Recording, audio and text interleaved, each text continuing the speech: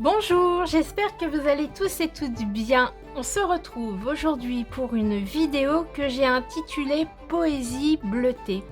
Pourquoi? Parce que je vais vous parler d'une technique que j'aime beaucoup, c'est le cyanotype. Pour celles qui me suivent depuis un petit moment, surtout via Instagram, vous avez pu voir pas mal de publications liées au cyanotype. C'est une technique que j'aime beaucoup et que je pratique l'été puisque nous avons besoin du soleil et des ultraviolets pour que cette technique fonctionne. En tout cas, n'hésitez pas à fouiller sur internet et sur YouTube, ça regorge d'explications concernant le cyanotype. Moi, je vais vous montrer quelques modèles que j'ai pu réaliser ces dernières années. Alors, je travaille essentiellement avec les végétaux, les fleurs et les feuilles, parce que voilà, c'est des choses qui m'inspirent beaucoup et j'aime travailler avec la nature. Et je travaille en règle générale sur du papier et sur du tissu. Voilà, c'est les deux supports que je préfère travailler avec cette technique. Mais bien sûr, on peut tout à fait faire du cyanotype sur du bois, sur de la pierre, sur différents supports. Moi, voilà, c'est principalement le papier et le tissu et les végétaux. Je peux aussi travailler voilà, avec des pochoirs. Je peux même mélanger les deux, pochoirs et végétaux, et faire des petites mises en scène. Voilà, donc je vais, je pense, publier plusieurs petites vidéos avec des créations à base de cyanotype. Donc il me paraissait important voilà, de faire une vidéo introductive à cette pratique, sachant que, alors pour ma part, je ne pratique pas le cyanotype,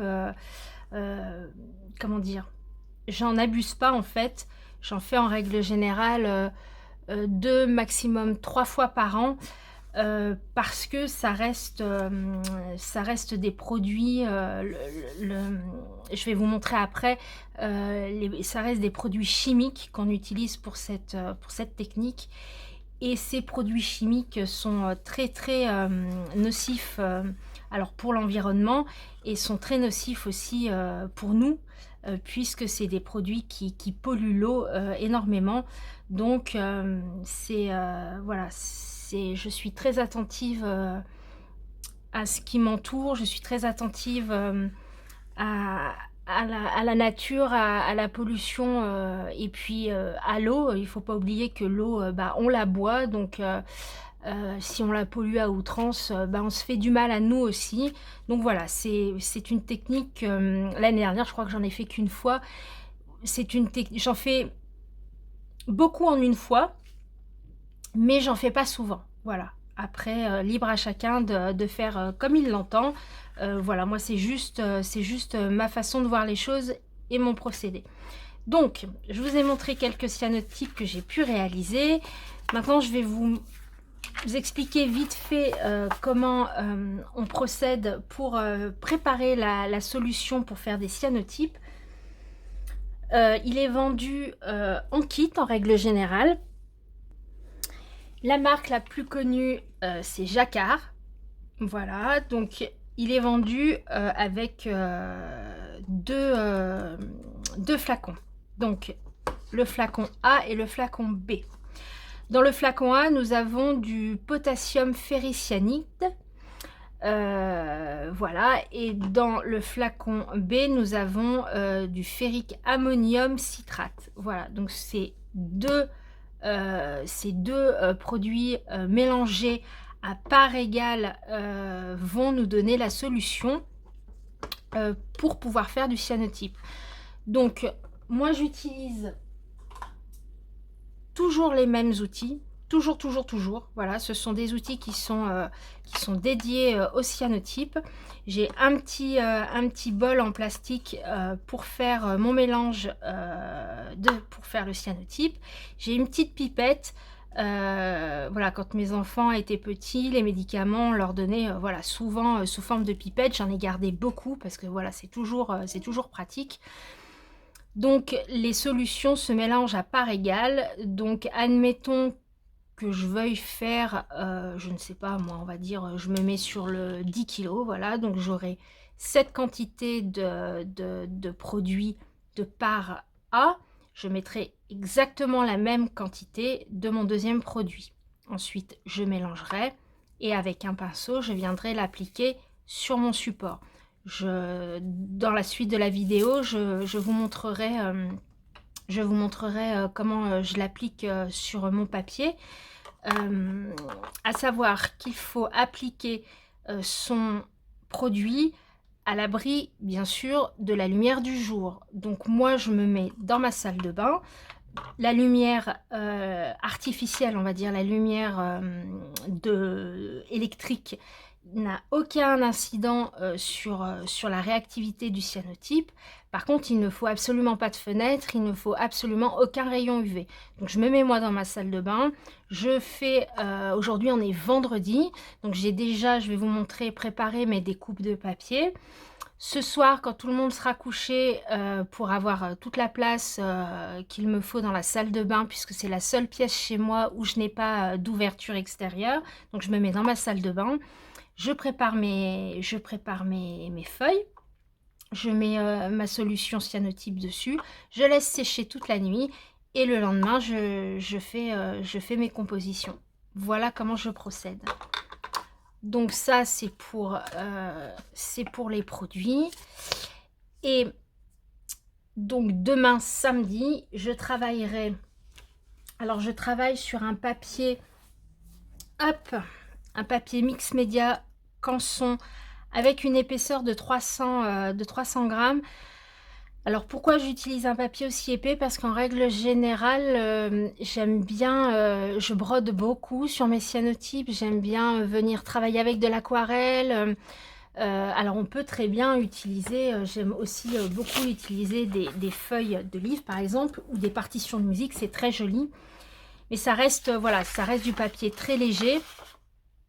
Et je ne sais jamais réellement ce que je vais faire avec mes cyanotypes. Donc c'est vrai que j'ai toujours tendance, voilà, à partir sur des papiers un peu épais, pour être sûr de ne pas être limitée au niveau de mes créations futures.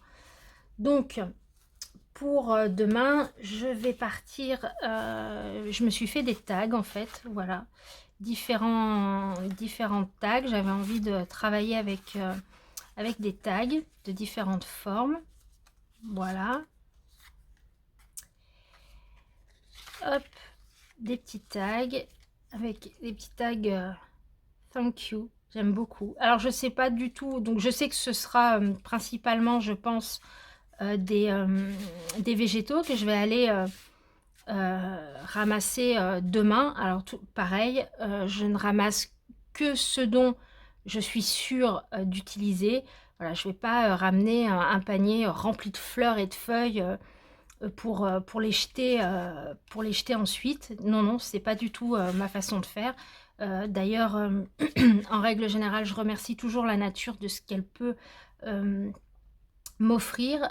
Donc, je récolte avec parcimonie.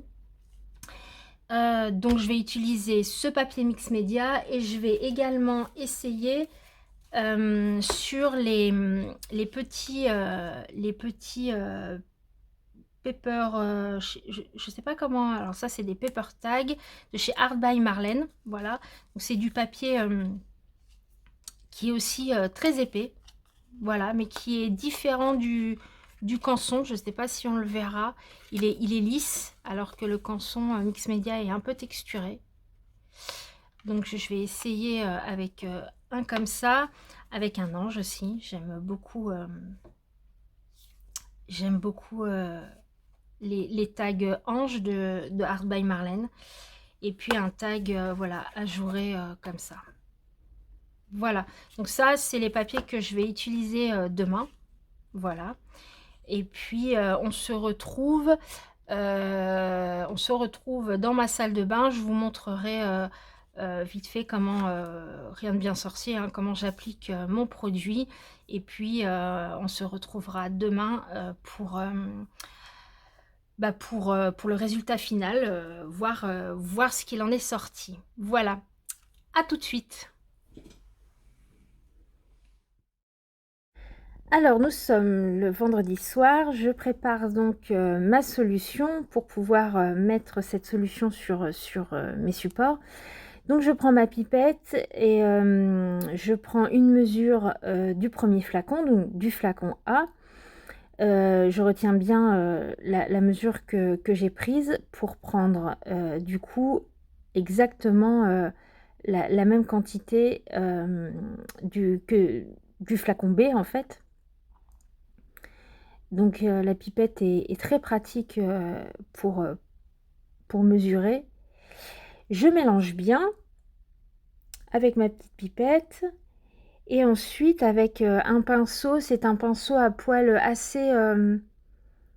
il n'est pas très doux, mais il n'est pas très dur non plus. Je viens prendre un peu de solution.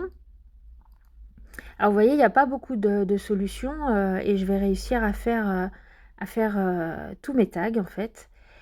Je viens appliquer, alors comme bon me semble au final, je peux en mettre que sur une partie, comme les petites étiquettes, il n'y en aura qu'une partie. Sur d'autres tags, je vais remplir la totalité du tag. Voilà, je m'amuse en fait. Il y a des cyanotypes qui sont où la feuille est entièrement bleue à l'arrivée, et d'autres où je m'amuse à faire des formes, des ronds, ou juste des coups de pinceau. Voilà. Après, c'est un peu comme une composition à la peinture, en fait. Voilà, je m'amuse. Par exemple, l'ange est entièrement recouvert.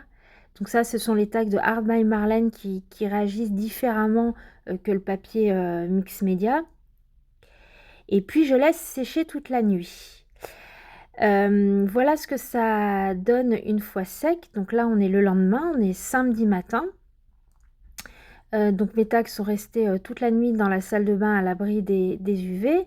Ils ont séché. Donc il y a des tags qui ont un peu plus de produit que d'autres. Pareil, ça donnera des différences dans le résultat final. Et ici, ceux de Art by Marlene, on voit bien la différence de papier en fait. Sur le grand tag ici, la solution de cyanotype a plus ou moins coulé, n'a pas été absorbée en fait comme le papier mix média par exemple, qui réagit un peu comme, alors pas totalement, mais un peu comme un papier aquarelle qui a tendance à boire la solution. C'est vrai que le tag de Art by Marlene a réagi totalement différent, mais c'est bien parce qu'à l'arrivée, je vais avoir des tags qui seront différents, et c'est aussi la magie du cyanotype, c'est qu'en fait, on a très peu de contrôle quand on travaille, surtout avec les végétaux, on a très peu de contrôle sur les résultats, et c'est toujours une surprise à l'arrivée. Donc j'ai été ramasser, vous avez vu un petit fond de panier en balade. Voici l'une de mes fleurs préférées pour faire les cyanotypes. C'est la fleur de sureau. C'est vraiment un résultat très très très poétique, très magique. Et en règle générale, c'est pendant cette période, donc en ce moment, que je fais des cyanotypes justement quand les sureaux sont en fleurs. Là, on arrive malheureusement à la fin. Mais oui, le sureau fait partie des fleurs que je préfère immortalisées sous forme de cyanotype, et les fougères. La feuille de fougère est vraiment aussi une feuille que j'aime énormément. Quand je fais des cyanotypes, je fais toujours des fougères, toujours, toujours, parce que le rendu est aussi très, très magique, très féerique. C'est quelque chose que j'utilise beaucoup, fougères, fleurs de sureau et j'aime aussi beaucoup les fleurs de les roses trémières. Les roses trémières, c'est aussi, un ça a un rendu, magnifique. Donc j'ai ramassé une petite fleur d'orchidée, voilà, de Phalanéop d'orchidée, voilà, on va éviter les noms savants, qu'il y a chez moi et puis je m'amuse, là, c'est la partie, alors pour moi qui est «très longue» entre guillemets parce que je prends mon temps, je fais des petites compositions, voilà, je me laisse aller et je fais, réellement des compositions, à l'instinct. Donc je prends mon temps, je découpe, voilà. Je viens donc ensuite apposer, alors c'est mon mari qui m'avait, fait ces petites, heu, il y a une planche en bois en dessous et puis, il avait fait découper des planches de verre. Donc comme ça j'ai une grande superficie pour faire plusieurs, cyanotypes d'un coup et puis je viens rajouter des grosses pinces, pour que la plaque en fait vienne bien plaquer, les végétaux sur le cyanotype. Donc je vous montre un peu ce que ça rend avant le passage aux UV et ici, je vous ai filmé en accéléré, heu, alors là je pose en plein soleil et là je vous ai mis en accéléré en fait, le processus, c'est magique, le processus, en plein soleil. Donc ça a duré environ, 10 minutes. Alors c'est pareil, il y a pas de temps, réglementaire, j'ai envie de dire. Moi je le fais, beaucoup à l'œil en fait. Quand, là on voit que les cyanotypes commencent à devenir, le bleu commence à devenir gris, c'est à ce moment-là que je les enlève en fait. Là je vous montre d'un petit peu plus près, la teinture voilà est devenue un peu grise. C'est à ce moment-là que j'enlève, mes cyanotypes, que je retourne dans ma salle de bain pour enlever tout ça et puis, vous allez voir, j'ai préparé en attendant, 3 bassines d'eau donc dans ma baignoire. Donc j'enlève, délicatement la vitre, je récupère les feuilles et les fleurs puisque je vais m'en resservir par la suite, dans les autres cyanotypes. Donc on commence déjà à voir que voilà, par exemple la fougère ça a bien pris. Sur le tag de Marlène, ça a pris également, donc j'étais assez contente. Voilà ce que ça donne une fois que c'est passé, au soleil. Donc une solution un peu gris et on voit qu'il y a des marques de végétaux.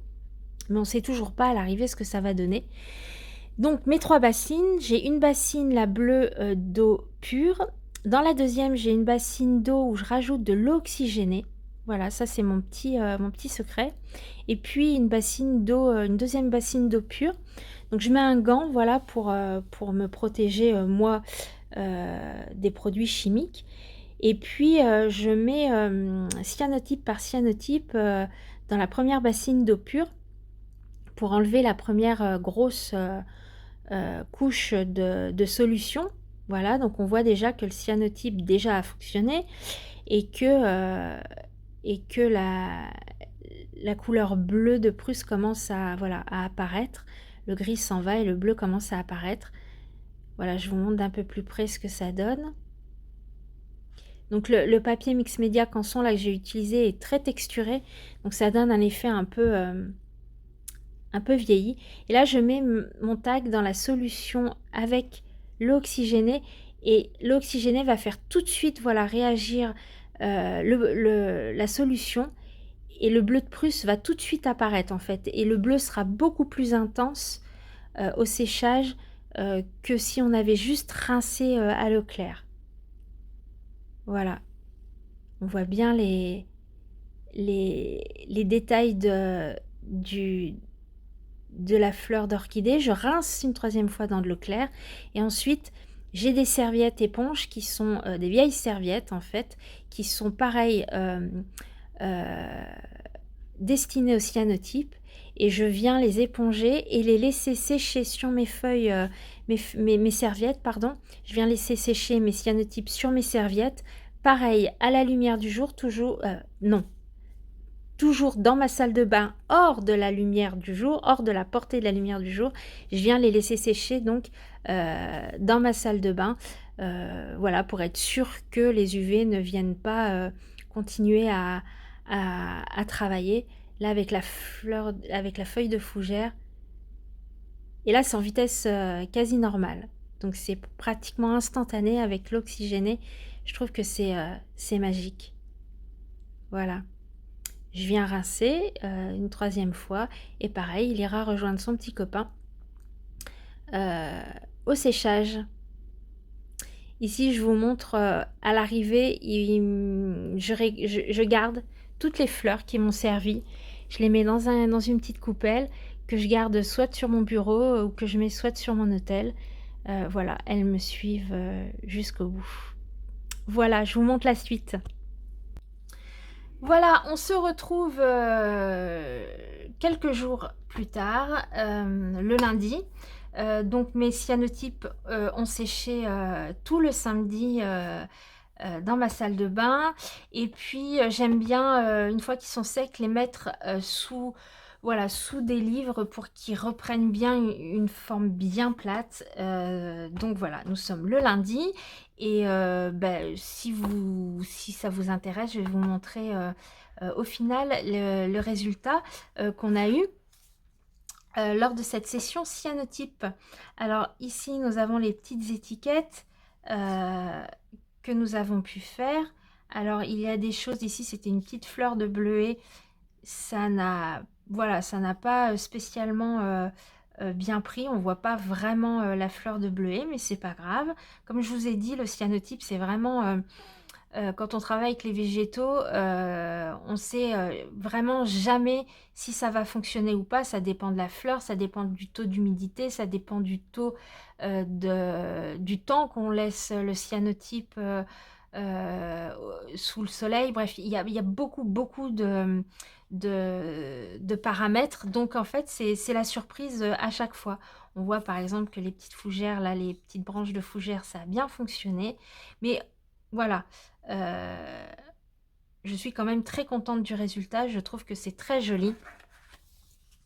La petite, au final, l'orchidée que nous avons fait vraiment ensemble. Alors le papier que j'avais utilisé, c'était la première fois que j'utilisais le mix média Canson.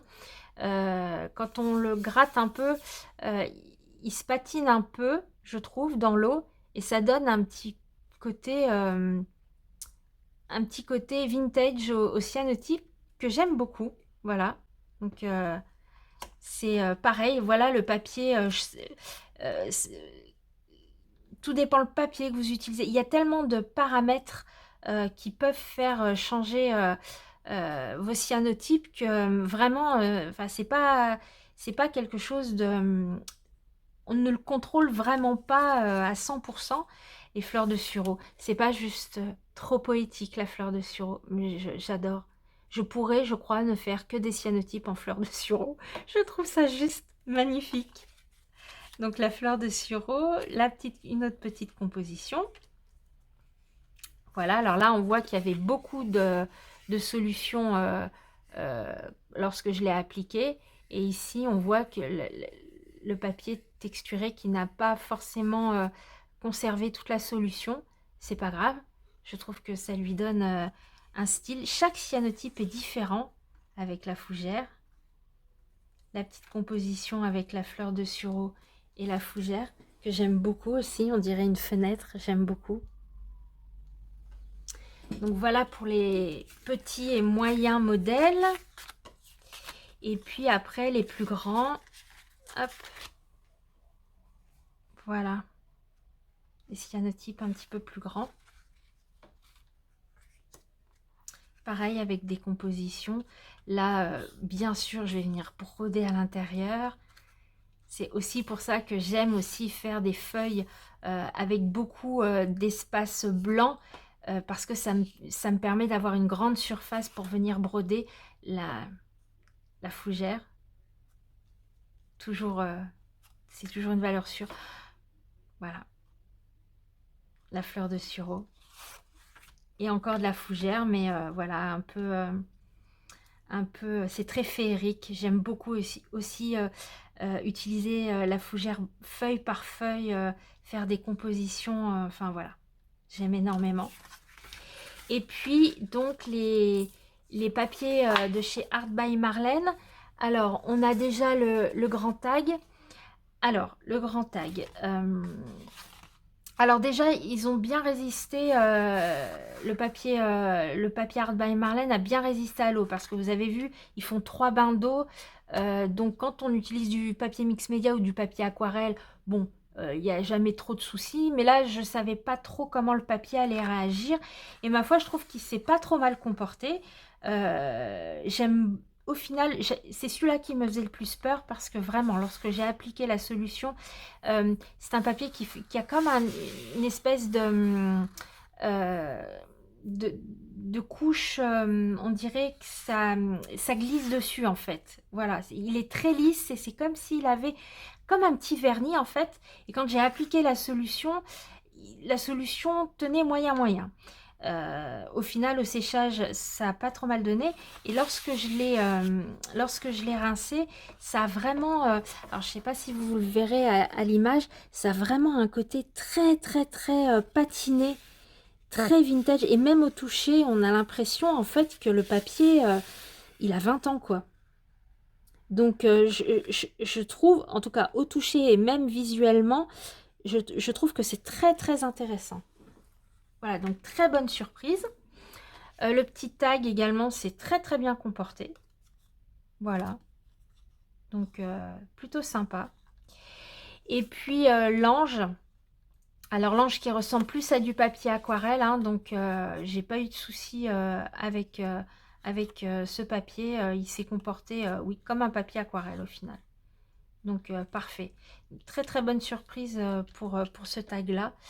Et puis au final, une production voilà, que j'aime beaucoup. Voilà, dans les débuts, c'est plus ou moins aléatoire. Mais voilà, non, vraiment, je suis très contente, très contente de cette session de cyanotype. Voilà. J'ai oublié de vous dire également, lorsque je vous ai parlé, j'y pense là, des produits, surtout, alors avoir bien sûr des ustensiles qui sont dédiés qu'au cyanotype, en fait, c'est très important. Et puis de toujours laisser les produits, les 2 flacons hors de portée des animaux et hors de portée des enfants. C'est super important. Voilà, je vous rappelle, ça reste des produits chimiques, donc voilà.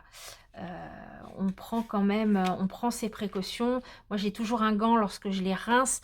Le top aussi, c'est d'avoir un gant quand on applique la solution.